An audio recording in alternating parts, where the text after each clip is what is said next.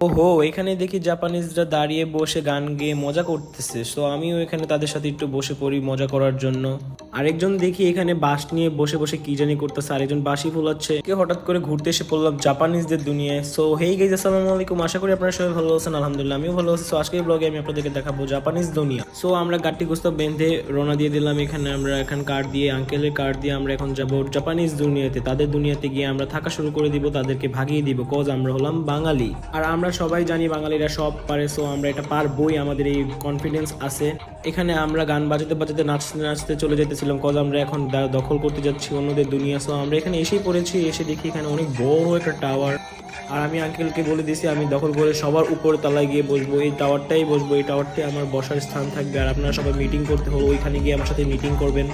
আমরা এখানে পার্কিং খুঁজতে খুঁজতে এখানে আমরা পার্কিং করে ফেললাম কার। আর আমরা এখন দখল করার জন্য বের হয়ে যাচ্ছি। আর আঙ্কেল এখানে তার ফেভারিট গান লাগালো, সবগুলা ফেভারিট গান শুনতে শুনতে এখানে এসে পড়লাম আমরা সবাই। আর এখানে এসে আমরা সেই জিপলাইন গুলো আবার দেখি, এখান থেকে একবারে নিচে যাওয়া যায়, কজ এটাও একটা গ্লিংটিং আইল্যান্ডের একটা বড় পাহাড়, অনেক বড় পাহাড়। এখান থেকে আকাশটা পুরো নিচে দেখা যায়, পুরো শহর এখান থেকে দেখা যাচ্ছে। আর নিচে পুরো প্যাটালিং যায় শহরটা দেখা যাচ্ছে। আমরা এখানে অনেক এনজয় করি, অনেক মজা করি এখানে। আমরা আপনারা গেলে অনেক এনজয় করবেন এখানে গেলে। এইখানে গিয়ে দেখি জাপানিজ মেয়েরা পাগলের মতো কি জানি করতেছে, হাসাহাসি করতেছে, নাচানাচি করতেছে রোডের মধ্যে। সো আমি দেখলাম, দেখে অনেক হাসাহাসি করলাম। হাসাহাসি করতে করতে এখন আমি এগিয়ে গেলাম দখলের উদ্দেশ্যে।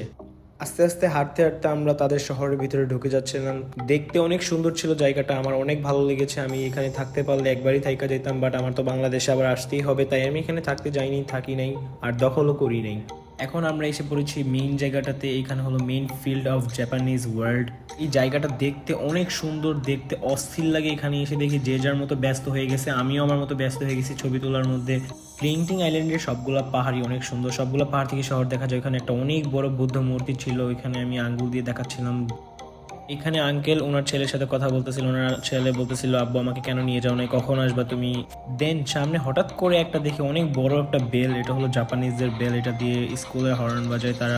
তারপর আরো অনেক কিছু করে এই বেলটা দিয়ে জাপানিজরা। এখানে আমি এই বেলটা দেখি, এখানে এই বেলটা বাজাতে 5 RM লাগে। সো এত টাকা আমি শুধু শুধু নষ্ট করবো না, তাই আমি বেলটা বাজাই নেই।